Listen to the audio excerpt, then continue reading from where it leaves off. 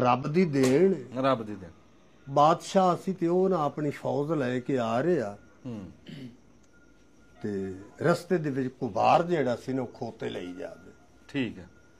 ਜਦੋਂ ਖੋਤੇ ਉਹ ਲਈ ਜਾਵੇ ਉਹਨੇ ਕਿਹਾ ਵੀ ਬਾਦਸ਼ਾਹ ਆ ਰਿਹਾ ਹੈ ਤੇ ਮੈਂ ਨਾ ਵੀ ਅੱਗੇ ਰਸਤੇ ਤੇ ਖੋਤੇ ਲਈ ਜਾਣਾ ਤੇ ਪਤਾ ਨਹੀਂ ਮੈਨੂੰ ਕੀ ਉਹਨੇ ਕਹਿਣਾ। ਉਹਨੇ ਜੀ ਛੇਤੀ ਨਾਲ ਨਾ ਜੋ ਆਵਾਜ਼ ਮਾਰੀ ਨਾ ਪੱਠੇ ਵਾਲੀ ਖੋਤਿਆਂ ਨੂੰ ਤੇ ਇੱਕ ਬੇਦੇ ਨਾਲ ਅੱਗੇ ਲੱਗ ਗਿਆ। ਅੱਗੇ ਪਿੱਛੇ ਤੀਂਦ ਲੱਗ ਗਿਆ। ਬਾਦਸ਼ਾਹ ਵੇਖਦਾ ਸੀ। ਉਹਨੇ ਕਿਹਾ ਵੀ ਯਾਰ ਇਹ ਖੋਤਿਆਂ ਨੂੰ ਇਹਨੇ ਬੋਲੀ ਕੋਈ ਸੀ ਮਾਰੀ ਤੇ ਤੀਂਦ ਹੋ ਗਏ। ਬਾਦਸ਼ਾਹ ਨੇ ਕੁਬਾਰ ਨੂੰ ਸੱਦ ਲਿਆ। ਉਸਨੇ ਆਖਿਆ ਉਰੇ ਆ। ਉਸਨੇ ਆਖਿਆ ਮੇਰੇ ਕੋਲੋਂ ਆਵਾਮ ਕਾਬੂ ਨਹੀਂ ਪਈ ਆਉਂਦੀ ਤੇ ਤੂੰ ਖੋਤੇ ਹਵਾਨ ਹਨ ਤੇ ਉਹਨਾਂ ਨੂੰ ਕੋਈ ਸੀ ਬੋਲੀ ਮਾਰੀ ਗਈ ਵੀ ਉਹ ਸਿੱਧੇ ਹੋ ਗਏ। ਉਹ ਸਿੱਧੇ ਹੋ ਗਏ ਤੇ ਤੈਨੂੰ ਨਾ ਮੈਂ ਬਾਦਸ਼ਾਹੀ ਦੇਣਾ। ਉਹ ਬਾਹਰ ਕਹਿਣ ਲੱਗਾ ਵੀ ਜੇ ਮੈਂ ਇੰਨੀ ਜੋਗਾ ਨਹੀਂ।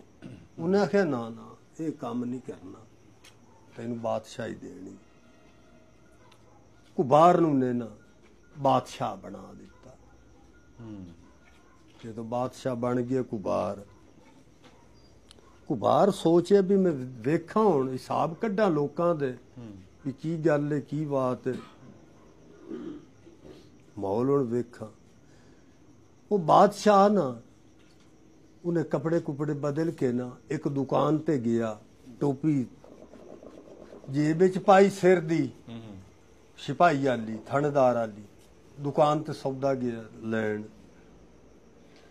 ਉਸਨੇ ਕਿਹਾ ਵੀ ਗੱਲ ਦੀ ਗੌਰ ਕਰ। ਉਸਨੇ ਕਿਹਾ ਵੀ ਆ ਨਾ ਮੈਨੂੰ ਫਲਾਣਾ ਫਲਾਣਾ ਸੌਦਾ ਦੇ। ਉਹਨੇ ਜੀ ਸੌਦਾ ਦਿੱਤਾ। ਉਹ ਸੌਦਾ ਲੈ ਕੇ ਕੁਬਾਰ ਚੁੱਕ ਤੇ ਟੁਰ ਪਿਆ। ਉਸਨੇ ਆਖਿਆ ਭਾਈ ਪੈਸੇ।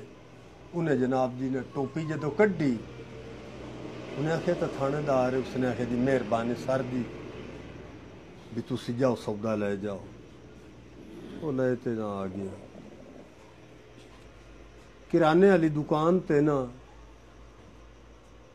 उसने एक ना सिपाही नूं भेजिया।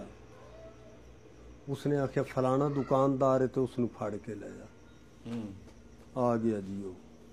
उसने आख्या तेरे कोलू ना केड़ा सौदा लैंदा है अफसर उधार ते या पैसे नहीं दे जांदा। वो डरदा होया दसे ना। उन्हें आख्या सच सच मैनूं दस।